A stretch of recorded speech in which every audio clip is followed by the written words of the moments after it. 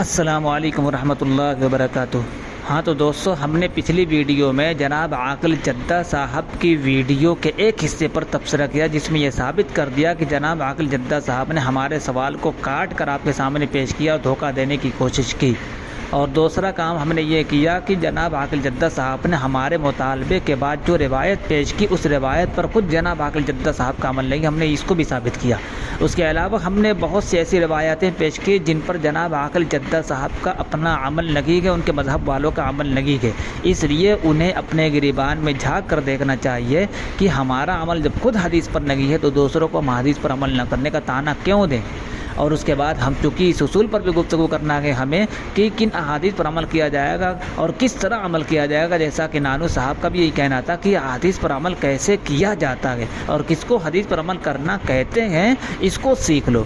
تو اس لیے ہم نے اس بات کو بیان کرنے کے لیے اس میں یہ بیان کیا کہ جس مذہب کو ہم نے اختیار کیا، یعنی ترک رفع دین والے روایات کو جو ہم نے اختیار کیا، تو وہ روایات جن صحابہ کرام سے منقول ہیں، ان صحابہ کرام سے صرف ترک رفع دین منقول ہے اور رفع دین ان سے منقول نہیں ہے۔ اور جناب عاقل صاحب ان کے مسلک والے جن روایات سے استدلال کرتے گئے، جن صحابہ کرام سے وہ روایات منقول ہے، ان صحابہ کرام سے ترک رفع دین بھی منقول ہے۔ اس کے علاوہ 3 جگہ رفع دین اور اس کے علاوہ رفع دین کی نفی بھی منقول ہے، 4 جگہ رفع دین بھی منقول ہے، 6 جگہ رفع دین بھی منقول ہے، اس سے بھی زیادہ رفع دین منقول ہے۔ اس لیے جناب عاقل جدہ صاحب اگر 4 جگہ والے رفع دین پر 4 جگہ رفع دین والی روایات پر عمل کر رہے ہیں تو اس کے علاوہ والے رفع دین کی روایات ان سے چھوٹ لگی ہیں۔ تو اس لیے ہم نے تطبیق دی ہے کہ ان صحابہ کرام سے جن سے رفع دین کی روایات منقول ہے، ان کی روایات میں تعارض ہے، بغیر تطبیق کے ممکن نہیں، اور تطبیق کی یہی صورت ہے کہ کتاب اللہ کے موافق کر دیا جائے، دوسری روایت کے موافق کر کے اس پر عمل کیا جائے۔ تو ہم نے دیکھا کہ ترک رفع دین والی روایات کتاب اللہ کے بھی موافق ہیں اور احادیث صحیحہ کے بھی موافق ہے۔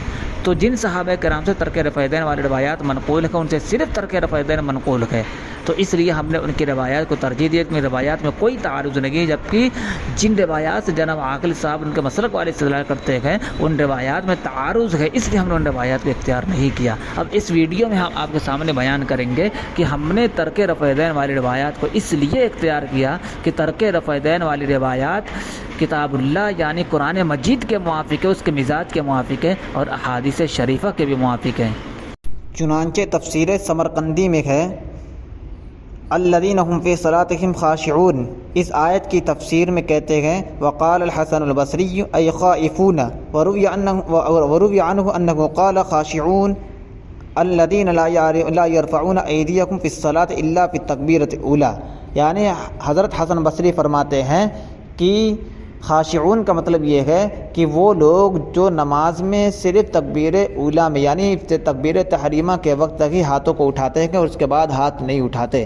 یہ تفسیر سمرقندی جلد نمبر 2 صفحہ نمبر 408 پہ یہ تفسیر موجود ہے۔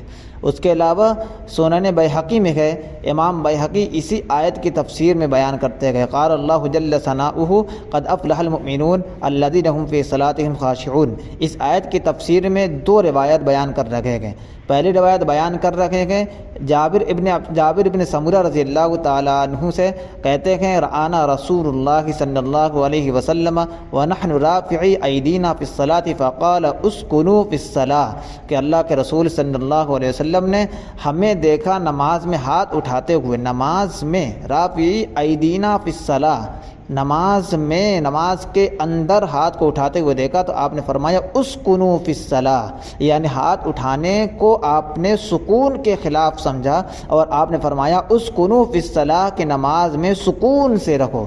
اس کے بعد دوسری روایت جو بیان کی ہے وہ روایت وقی اسی سند سے جابر بن سمرہ رضی اللہ تعالیٰ عنہ سے بیان کی ہے، کہا کہ دخل علینا رسول اللہ صلی اللہ علیہ وسلم ونحن رافعی ایدینا فی الصلاۃ، نماز کے اندر ہم ہاتھوں کو اٹھا رہے تھے، فقال مالی اراکم رافعی ایدیکم کأنہا اذناب خیل شمس اسکنوا فی الصلاۃ، کہ کیا ہو گیا کہ میں تمہیں دیکھ رہا ہوں کہ سرکش گھوڑوں کے دم کی طرح ہاتھوں کو اٹھائے ہوئے ہو، نماز میں سکون سے رکھو۔ اسی روایت کو امام مسلم نے بھی بیان کیا ہے۔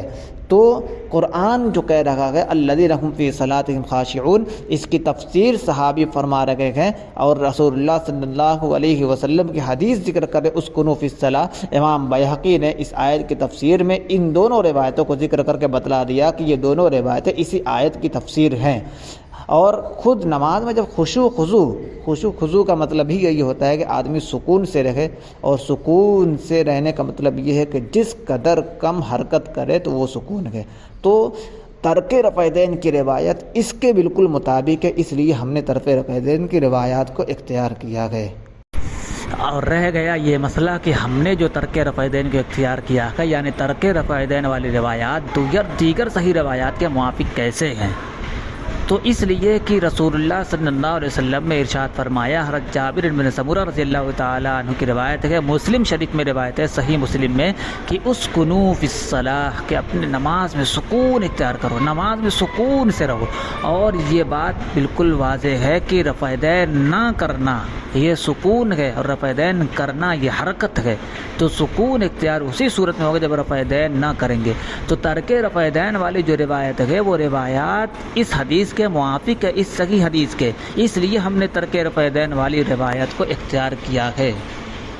جیسا کہ ابھی تفصیل کے سلسلے میں گزر چکا، تفسیر سمرقندی میں بھی اس قرآن کے موافق ثابت کر دیا تھا، اور بیہقی کے حوالے سے جو ہم نے ثابت کیا کہ اسی روایت کو بیان کیا ہے، یہی میں روایت مسلم میں ہے۔ تو معلوم ہوا کہ ترک رفع دین والی روایت دیگر صحیح روایات کے موافق ہے۔ تو دوستو، یہاں تک ہم نے یہ بات ثابت کر دی کہ ترک رفع دین کے مقابلے میں زیادہ بہتر ہے۔ ہم نے کہا کہ روایات دونوں طرح کی ہیں، رفع دین کی بھی روایات ہے اور ہر تکبیر کے ساتھ رفع دین کی روایت ہے، لیکن یہ جانو اور ان کے مذہب والے تمام روایات پہ عمل نہیں کر کے صرف ایک روایت کو لے کر باقی کو چھوڑ دیتے ہیں۔ لیکن چھوڑنے کی وجہ کیا ہے وہ بیان نہیں کر سکتے یہ لوگ۔ ہم بیان کرتے ہیں کہ ہم نے جو ترک رفع دین والی روایت کو اختیار کیا ہے وہ اس لیے کہ ترک رفع دین کی روایات میں کوئی تعارض نہیں ہے، جیسا کہ رفع دین کی روایت میں تعارض ہے۔ تو ایک وجہ ترجیح یہ ہے۔ دوسری وجہ ترجیح یہ ہے کہ ترک رفع دین والی روایت قرآن کے مزاج کے موافق ہے، جیسا کہ تفسیر سمرقندی اور اسی طرح سنن بیہقی کے حوالے سے گزرا۔ اور تیسری وجہ ترجیح یہ ہے کہ ترک رفع دین والی روایت دیگر صحیح روایات کے موافق ہے۔ تو یہ تین وجہ ترجیح ایسی ہیں جن کو ہم نے بیان کیا۔ اس کے علاوہ مزید وجہ ترجیح بھی ہیں جن کو ہم بیان کرنے سے یہاں گریز کرتے ہیں۔ یہ تین وجہ ترجیح کافی ہیں۔ اللہ تعالی ہمیں اور تمام مسلمانوں کو روایات پر کس طرح عمل کیا جاتا ہے کہ اس کے اصول کے مطابق عمل کرنے کی توفیق عطا فرمائے۔ آمین۔ وآخر دعوانا الحمدللہ۔